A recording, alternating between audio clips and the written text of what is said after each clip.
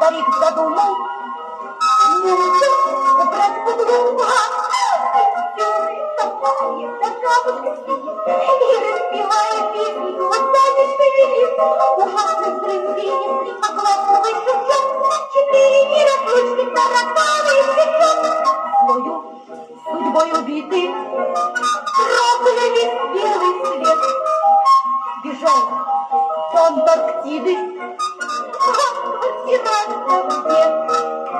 прибыл на Южный полюс, открыл там свой сундучок.